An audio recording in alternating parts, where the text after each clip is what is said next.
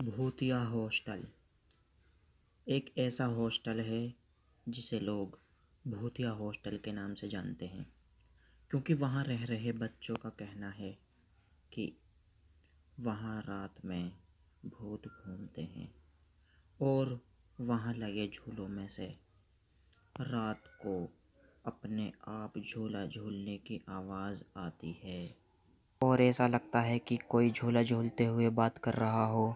पर जब वहाँ रह रहे बच्चे वहाँ खिड़कियों से झूले की तरफ देखते हैं तो उन्हें झूले पर कोई बैठा दिखाई नहीं देता और झूले अपने आप चलते रहते हैं और किसी के बात करने की आवाज़ भी रात भर आती है, पर कोई दिखाई नहीं देता। आज की जो कहानी है इस हॉस्टल में रह रहे राहुल के साथ घटी घटना है। अब यह कहानी मैं उसी के शब्दों में जारी रखूँगा। मेरा नाम राहुल है। मैं और मेरा भाई विजय 2 सालों से हम इस हॉस्टल में एक साथ रह रहे थे। एक दिन जब मेरा भाई विजय घर में कुछ काम के आने की वजह से घर गया हुआ था और हॉस्टल के जिस रूम में हम रहते थे उसमें मैं और मेरा भाई हम दोनों ही रहते थे।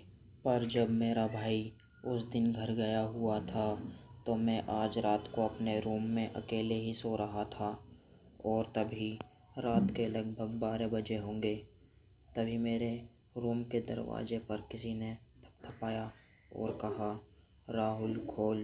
पहली बार में तो मैंने सही से सुना नहीं, पर उसके थोड़ी ही देर बाद फिर से किसी ने आवाज़ लगाई और कहा, दरवाज़ा खोलना राहुल, मैं विजय।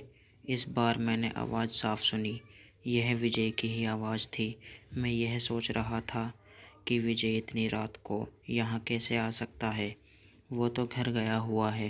पर तभी एक बार फिर से विजय ने आवाज़ दी और कहा, जल्दी दरवाज़ा खोल राहुल, मैं कब से बाहर खड़ा हूँ। इस बार मैंने अब ज़्यादा ना सोचते हुए कहा, हाँ भाई अभी खोलता हूँ। यह बोलकर मैंने जैसे ही दरवाज़ा खोला तो बाहर सच में विजय ही खड़ा था। पर हमारा घर इतनी पास नहीं था कि कोई सुबह जाए और रात को आ जाए। वैसे भी विजय ने 3 दिन की छुट्टी ली थी क्योंकि उसे घर में लगभग 2-3 दिन का काम था। इसलिए मैंने थोड़ा सा शक करते हुए विजय से कहा, क्या हुआ भाई, आप तो 3 दिन बाद आने वाले थे, कुछ हुआ क्या? फिर विजय ने मेरी बात का जवाब देते हुए कहा, अरे भाई बस ही छूट गई थी। मैं दूसरी बस का इंतज़ार कर रहा था पर वो दूसरी बस आई ही नहीं।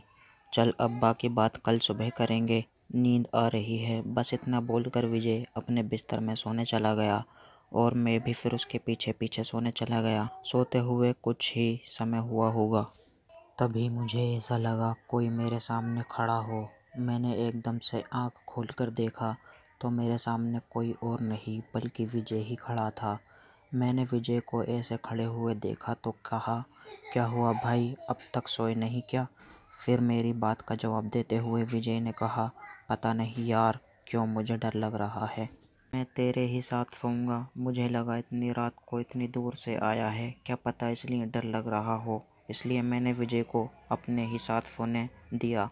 सोते हुए अभी कुछ ही देर हुई होगी तभी मुझे ऐसा लगा जैसे कोई मेरे गले पर हाथ फेर रहा हो। मैंने पहले तो इस पर ज़्यादा ध्यान नहीं दिया, पर लगातार हाथ फेरने की वजह से मेरी नींद टूट गई और मुझे ऐसा लगा कि विजय हाथ फेर रहा है। इसलिए मैंने उसे मना करने के लिए जैसे ही उसकी ओर पलटा और जैसे ही उसकी ओर देखा तो जैसे मेरा खून जम सा गया हो और साथ ही मेरे दिल की धड़कन अपनी दुगनी रफ्तार से चलने लगी हो, क्योंकि मैंने देखा विजय की जगह पर एक बड़ा ही भयानक सा आदमी लेटा हुआ था जिसका चेहरा पूरा जला हुआ था। उसका चेहरा देखते ही मेरे मुंह से बड़ी ही ज़ोरदार चीख निकली और मेरी चीख निकलने के कुछ समय में ही पूरे कॉरिडोर की लाइट जल गई और लाइट जलने के बाद वह आदमी पता नहीं कहाँ गायब हो गया। और फिर उसके बाद हॉस्टल के सभी लोग मुझसे आकर पूछने लगे कि क्या हुआ। उसके बाद मैंने उनको सारी बात बताई तो सबका कहना था कि मैंने कोई सपना देखा होगा और सब मुझे यही बोलकर अपने अपने रूम में सोने को चले गए। पर मुझे पूरा विश्वास था कि मैंने कोई सपना नहीं देखा था, यह मेरे साथ सच में हुआ था।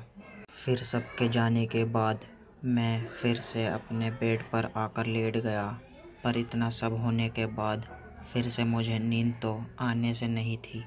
फिर भी मैं लेट गया और लेटे हुए कुछ ही समय हुआ होगा, तभी एक बार फिर से मेरे रूम के दरवाजे से थपथपाने की आवाज़ आई। थपथपाने की आवाज़ के एकदम बाद फिर से किसी ने विजय की आवाज़ में मुझे आवाज़ दी और कहा, राहुल दरवाज़ा खोल, मैं हूँ विजय। और यह आवाज़ सुनते ही मेरे रोंगटे खड़े हो गए और मुझे ऐसा लगने लगा जैसे किसी ने मेरे ऊपर लाखों चींटियाँ छोड़ दी हों और वो सब एक साथ मुझे काट रही हो, क्योंकि कोई मेरे भाई की आवाज़ में लगातार आवाज़ लगाई जा रहा था और वो बार बार यह बोल रहा था, राहुल दरवाज़ा खोल, मैं तेरा भाई हूँ। राहुल देख, कब से ठंड में बाहर खड़ा हूँ।